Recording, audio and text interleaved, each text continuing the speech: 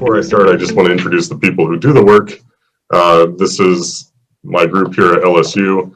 I'll be talking mainly about three of their projects. One, Tochukwu Ofbunda, he just graduated and is going to Colgate. And then Kashair Bajaran is going to UC, University of Illinois, Chicago, or Urbana-Champaign. And then a student who will be graduating shortly, Natalia Mora. Okay, and this is funded by the NSF, the Department of Energy, and the Board of Regents, Louisiana Board of Regents. Okay, I thought I would just start off with this quote. This is from a general chemistry book, Understanding Chemistry, in the 1970s, and they start off saying, lanthanum has only one oxidation state with few exceptions. This tells the whole boring story about the other 14 lanthanides. And I think that does a disservice to the lanthanides.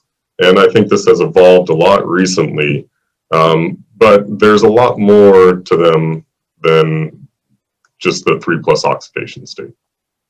And the reason where that gets their power is really in the atomic structure. So a lot of the luminescent properties for these materials comes from the 4F energy levels, and these are shielded from bonding. So whatever those energy levels are tend to be what we are seeing in the, whether it's as a free ion or a lattice. So what happens is initially you'll have the 4F energy level, they'll start to have electron repulsion that splits these energy levels up, and then you'll get spin coupling that further reduces the degeneracy of these ions. When you put these ions in a crystal lattice, these degeneracies further decrease. So you're getting stark splitting levels that allow you to have partially allowed FF transitions that result in their luminescent spectra. And it's the fact that these energy levels are stable almost in no matter what crystal you put them in is what really gives it its power. So the spin orbital splitting changes the energy levels by about 1,000 wave numbers, whereas the stark splitting is only about 100 wave numbers. And this is crystal independent. So you get these no matter what crystal you put them in. Okay. And when we look at these energy levels after stark splitting and in a model crystal, they become very complex. And they're a wide range, and most of them are luminescent. Some of them you don't have much luminescence, for cerium, for instance, and terbium. These aren't very strong luminescent materials. But if we look at where the visible spectra is, we can see that there are a lot of bands that fall within this range between the red and the blue. One of the most commonly used luminescent ions, rare earth ions, is europium 3+. This is where we get the red luminescence on a lot of our optical displays. But we do also use erbium. Erbium 3+ is commonly used in telecommunications. And then you have the other rare earth elements. You'll commonly see terbium for green luminescence and dysprosium for blue luminescence. The problem is these being partially forbidden transitions is that they don't allow strong luminescence. So compared to quantum dots, organic dyes, these are orders of magnitude weaker in luminescence. So frequently what we have to do is couple them with sensitizer ions. Two sensitizer ions that I'm showing here is a terbium and cerium. The terbium is good for infrared absorption, so you'll commonly see erbium and terbium for upconversion for biological detection. Cerium is known to sensitize terbium very well. And these have much larger absorption cross sections. And so where these applications are used, or where these rare materials are used, and the applications that we're specifically looking at in my lab range greatly. We look at white light LEDs still, or luminescent emission. We look at using these as scintillator materials. But more recently, there's been a lot of development in rare earth dopants for temperature probes, for biological systems, or even high temperature probes.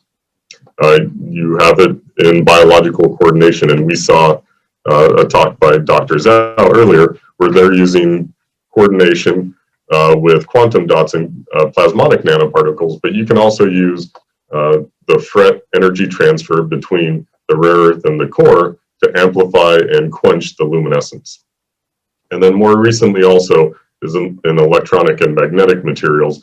Due to these partially filled orbitals, especially with some of the center rare earth elements, you have a lot of unpaired electrons that give them a strong magnetic moment. So there's been interest in magnetic materials. All right. So we can probe a lot of different mechanisms with the rare earth elements, and one of the systems that we can look at is local symmetry. So the rare earth luminescence and that Stark splitting is very dependent on the local symmetry surround that the dopant is in. So here I'm highlighting a terbium oxide. Terbium is a cubic structure, but it has two different lattice symmetries. It has octahedral coordination, which is a 3CI symmetry, and then a trigonal charismatic coordination, which is C2. And ideally, you want to have the dopant in the C2 site, and these C2 sites tend to have the higher concentration, but eventually, if you continue to dope the terbium oxide, you'll be doping into the C3I site, where you begin to see some luminescent quenching. And here I'm just showing an example of erbium doped in a terbium oxide.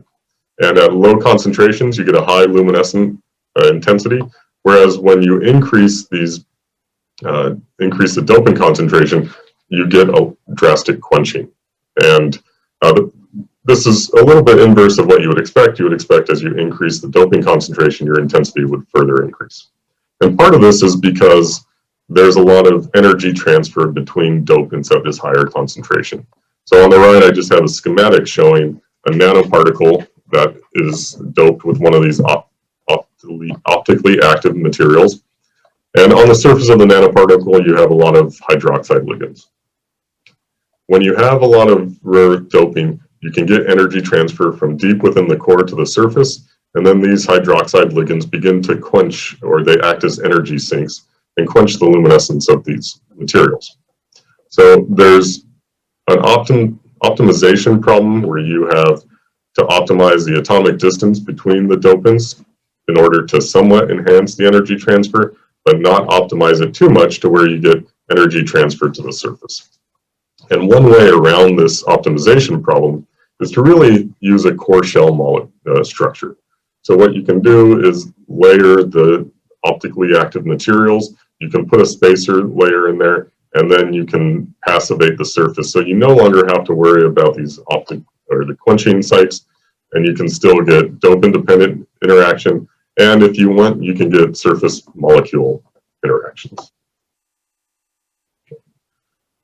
One of the benefits of the europium ion is that it has a magnetic transition and an electronic transition. So these magnetic transitions are weak luminescent transitions that aren't symmetry dependent, whereas the electronic transitions tend to be the more intense but more symmetry dependent transitions. So if we're looking at the crystal structure here, we have a cubic environment. If we dope europium in the center, we have a very symmetrical structure. And what you can see is this magnetic transition is more intense than the electronic transition. However, if we were to pull on this crystal and make a tetragonal structure, tetragonal structure, we can reduce the symmetry. We can put the dopant now in this site, and we can greatly enhance that electronic transition. So by taking the ratio of the electronic to magnetic transition, we can get an idea of the local symmetry surrounding the europium ion. Additionally, we can take what's been developed for biological sensing, where they use this FRET, but instead of using some of these costly or hard to synthesize surface ligands, instead we can find an easy ligand that readily coordinates with the surface and control the spatial distribution of dopants and sensitizers. And now we can use this surface ligand to really control where the energy levels are, the sensitizers, and enhance or quench the luminescence respectively. And finally, these rare earth elements are used as temperature probes. So there's different ways that you can use these materials as a temperature probe. You can just look at intensity quenching. So as the intensity goes higher, you get more thermal vibrations, and that causes non-radiative relaxation. Or you can look at the coupling between two closely linked energy levels. And so we're using these for sensing temperature and magnetically activated heating. In this process, you want materials that have a large hysteresis curve because the amount of heat is really proportional to the area within the center of the hysteresis curve. So this A would generate a lot of heat, where B would generate very little heat. Now the problem with these materials is it's very, you measure the temperature, you don't measure the temperature directly, you measure it indirectly. So here I have highlighted two papers where they're looking at the temperature of these materials. This one is for biological magnetic hypothermia for treating cancer cells. Here's another biological system where they're varying the temperature and the magnetic field. So for the system on the left, what they do is they put the nanoparticles in an aqueous solution, they expose that solution to a magnetic field, and they measure the maximum heat change, maximum temperature change of the aqueous solution. So it's an indirect process. Whereas this case, they're changing the temperature and measuring the amount of heat generated at different magnetic fields. Both of these are indirect, and I don't believe they give you a real description of the temperature at the surface of the nanoparticle, which is especially important for hypothermia, where you want to ensure that you're not getting to extreme temperatures and destroying all biological cells nearby. So before we began, we started looking at this asymmetric ratio, and we just chose one material. We chose strontium titanium oxide. This is commonly used for ferroelectric applications.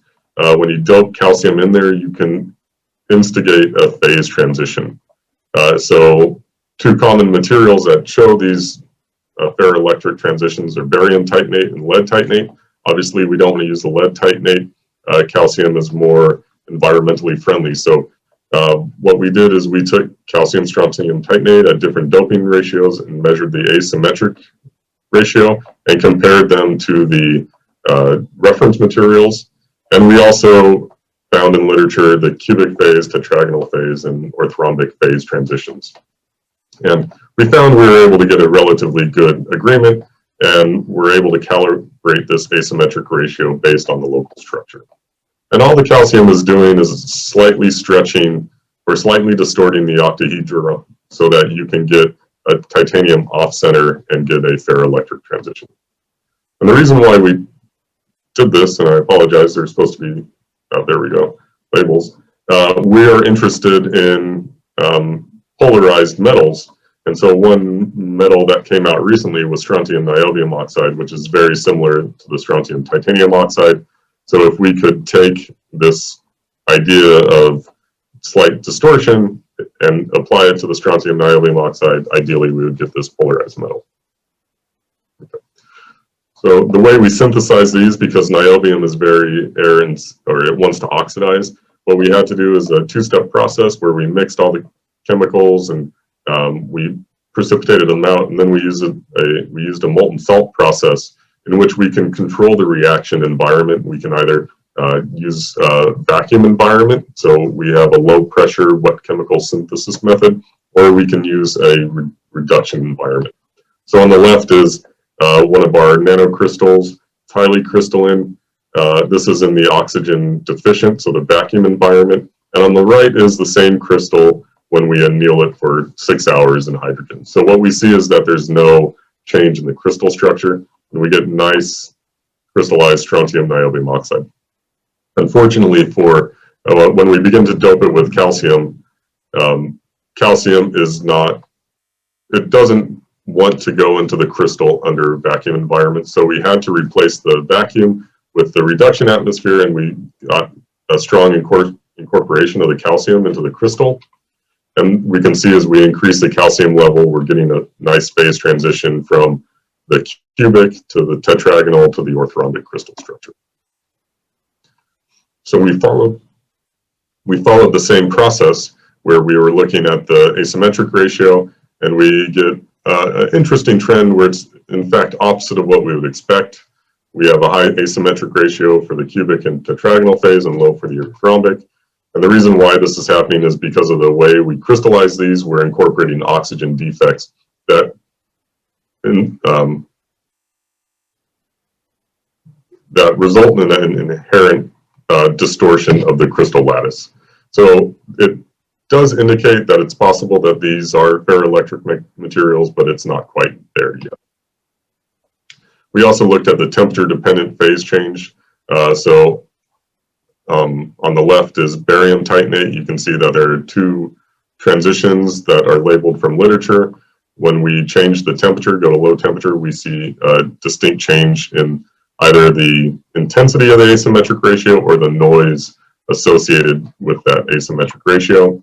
And we did this for calcium titanate, and we see a nice uniform phase change as we increase the calcium doping.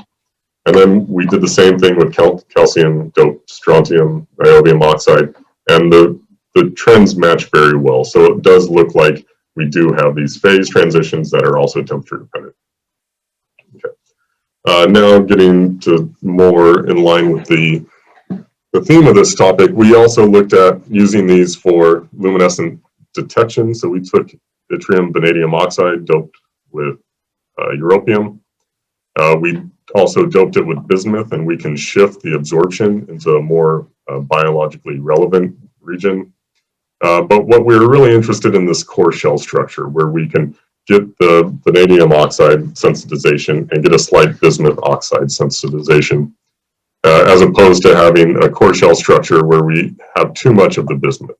What we see is that there's no difference in the luminescence spectra, but we get a strong, stable europium lifetime, and this is indicative of a highly efficient europium emission. So we're not getting any quenching due to the surface states. Okay. Now what we wanted to do was modify that bismuth absorption by changing the ligand dipole. So we could do this two ways. We could add a positive dipole or a negative dipole, so we can enhance the absorption or energy transfer between the vanadium oxide, or we can enhance the coupling between the europium oxide or the europium. So here's just a schematic of our structure. And what we found is that we could put two different dipoles on there. One is an aminobenzoic acid and one is a nitrobenzoic acid. They readily coordinate to the surface. And if we want, we can either quench that luminescence using the nitrobenzoic acid, negative dipole moment, or we can enhance the luminescence using the amine benzoic acid group. And we used this and compared it to biotin. So when we put biotin on the surface, what we saw is that we drastically quenched the luminescence, indicating that there is some negative dipole associated with the biotin molecule. We then looked at adding avidin to the system and looked at how that would change the luminescent spectra. And what we found is that we get a nice sigmoidal curve associated with the avidin coordination, and we have a limit of detection around 5 to 10 nanomolar. So it's within the range of the World Health Organization detection limits for some biomolecules. We also looked at other coordination systems. So we looked at biotin compared to oxalic acid. Oxalic acid also coordinates with avidin slightly, and we found that with the oxalic acid, we can enhance the luminescence, and we still get that enhanced luminescence as it's coordinated with avidin. So now we have a controlled system where we can look at enhancement or quenching, as opposed to the quantum dots, where I believe it's just quenching when you no longer have that energy transfer. Okay. And we also looked at other biologically relevant systems. So we looked at microcystin, which is a toxin associated with algae, harmful algae in the lakes around Louisiana. And we can also get a nice uniform response. Okay. I'll skip through this a little bit because I'm running low on time. And really what I want to show is we also looked at measuring the temperature surrounding these magnetic particles with this luminescent probe. And what we found is that using a bulk IR probe, we get a much lower temperature than when we actually mix these particles intimately. We see that the temperature that we're measuring is about twice as high as what's actually being detected with an IR bulk IR probe. So the story here is that we just need to be careful with the bulk measurements because they seem to drastically underestimate the temperature, and this could cause negative secondary effects with these biological systems. Okay. So in summary, these rare earth elements are nice as local environmental probes. We can use them for structural transitions. We can use them to look at the local chemistries and long-range chemistries associated with biological systems. And then we can also use them to measure localized surface temperatures in biological systems, but also what we're interested in is catalysis. Okay. And again, this is my group.